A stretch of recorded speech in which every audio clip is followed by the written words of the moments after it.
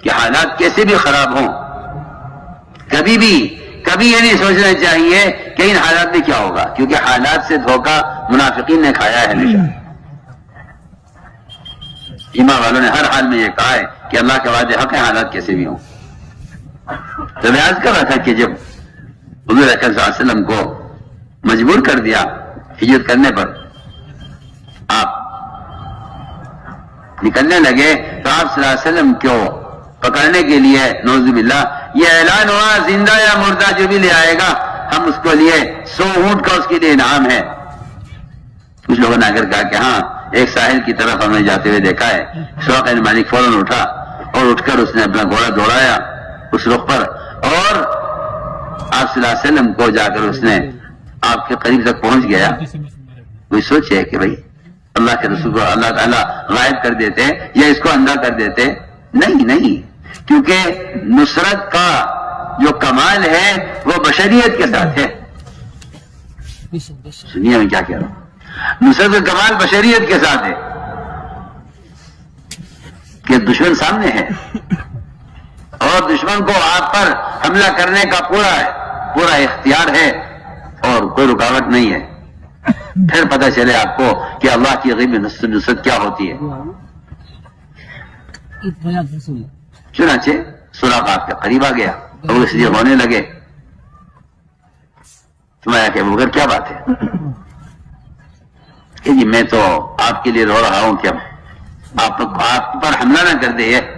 اللہ تعالیٰ کا وعدہ ہے کہ جو اللہ تعالیٰ کا پیغام اندر تک پہنچاتے ہیں اللہ تعالیٰ ان کے ساتھ 2 کام کرتے ہیں، ایک تو ان کے دل سے بغیر کا خوف نکال دیتے ہیں، اور دوسرا اللہ تعالیٰ کی طرف سے ان کی حفاظت کا وعدہ ہے۔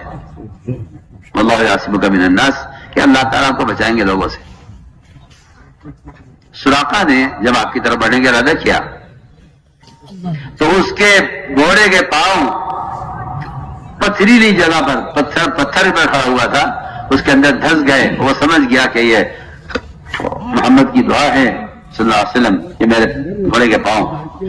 اس نے آپ صلی اللہ علیہ وسلم سے معافی چاہی، آپ نے دعا کی، وہ نکل گیا۔ مجھے تو اصل بات جو کہنی تھی کہ آپ صلی اللہ علیہ وسلم نے اس وقت سراقہ سے کہا، سراقہ میں تجھ سے کہتا ہوں کہ جو دین میں لے کر آیا ہوگا تمہیں دین اختیار کر لو، تو کسرا ابن ہرمز کے کنگن تمہارے ہاتھوں میں ہوں گے۔ یہ وعدہ آپ صلی اللہ علیہ وسلم نے اپنے قاتل مشرک سے اس وقت کیا ہے جب وہ تلوار اور خنجر لے کر آپ کے قریب آ گیا تھا۔ فرمایا میں تم سے ابھی کہتا ہوں۔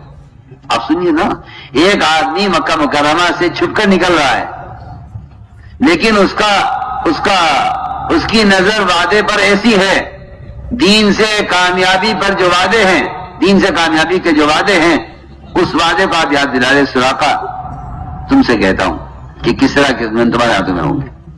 ایک مشرک سے میں دوسرا واقعہ میں نے عرض کر دیا ہے کہ ایک مشرک سے آپ وعدہ کر رہے ہیں جو آپ کے قتل کے لیے آپ کے قریب آ گیا ہے اور آپ کو قتل کرنا چاہتا ہے، آپ اسے فرما رہے ہیں کہ سراقہ میں تم سے کہتا ہوں اگر تم اس دین کو اختیار کر لو تو تم دیکھو گے کہ کسرا کے دن تمہارے ہاتھوں میں ہوں گے۔ اللہ نے دکھلایا، آج کی وفات ہو گئی، اس کی وفات ہو گئی، حضرت عمر کے زمانے میں کسرا کا وہ صندوق لایا گیا جس میں کسرا کے اپنے بدن میں استعمال کا سامان تھا۔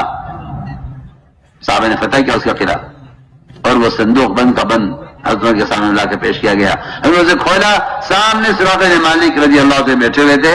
حضرت عمر رضی اللہ تعالیٰ نے وہ کنگن پھینکے سراقہ کی طرف کہ سراقہ لو، وہ اس دن کا وعدہ آج پورا ہو جائے۔ آپ سوچیے نا، نظر جن وعدوں کا یقین ہوتا ہے ان کی نظر وعدوں پر ہوتی ہے۔ میں اس کی مثال کر رہا ہوں۔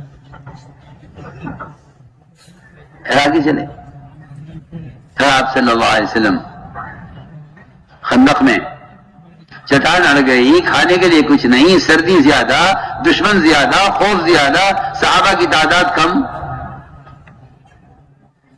ان سارے حالات میں آپ صلی اللہ علیہ وسلم نے فرمایا کہ میں اترتا ہوں خندق میں۔ آپ اترے، آپ نے چٹان کو توڑا، اس کی روشنی میں آپ نے فرمایا کہ قیصر کسریٰ کے محلات کا فتح مجھے دکھلا دیا گیا ہے۔ مدائن کے شہر فتح ہوتے بھی دکھلا دیے گئے ہیں.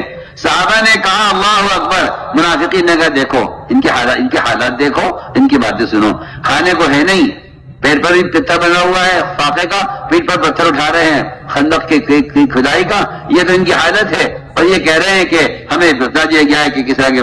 تو منافقین نے کہا سارے وعدے ہو گئے, کچھ نہیں ہوگا. کیونکہ منافق کی نظر حالات پر ہے, مومن کی نظر وعدوں پر ہے. اسی لیے منافقین پیچھے ہٹ گئے کہ یہاں سے چلو حالات ان کے ٹھیک نہیں ہے. آج بھی میں آپ سے کہتا ہوں, مسلمان وہ بات مسلمانوں کی خستہ حالی کو دیکھ کر یہ فیصلہ کر لیتا ہے کہ نہیں بھائی وہ دنیا والوں کے ساتھ ہی ٹھیک ہے, میرا تو گزارا, اس لیے کہ یہ تو بڑے حالات میں ہیں. جی ہاں, تو میں نے صاف عرض کر دی کہ جنہیں اللہ کے وعدوں کو یقین نہیں ہوتا وہ دین پر قائم نہیں رہ سکتے. وہ بے دینی اختیاری اس لیے کریں گے کہ انہیں وعدوں کا یقین نہیں ہے. حضور اکرم صلی اللہ علیہ وسلم صحابہ کو لے کر حدیبیہ میں عمرے کے لیے آئے. آپ کو روک دیا گیا عمرے سے, اور یہ کہا سہیل ابن عمر آئے. آپ نے فرمایا دیکھو سہیل آ رہے ہیں, معاملہ اب آسان ہو جائے گا. اس بات کو واقعی کوئی سمجھا نہیں کہ سہیل کے آنے سے معاملے کے آسان ہونے کیا مطلب ہے. آپ میری بات کو توجہ دیں گے. سہیل ابن عمر آئے,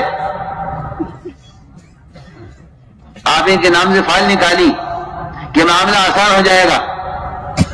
ہم سوچتے ہیں سب کہ اس کا مطلب یہ ہوگا کہ آپ صلی اللہ علیہ وسلم کو اور آپ کے صحابہ کو یہ عمرے کا اجازت دے دیں گے اور یہ آپ کو لے جائیں گے عمرہ کرانے کے لیے.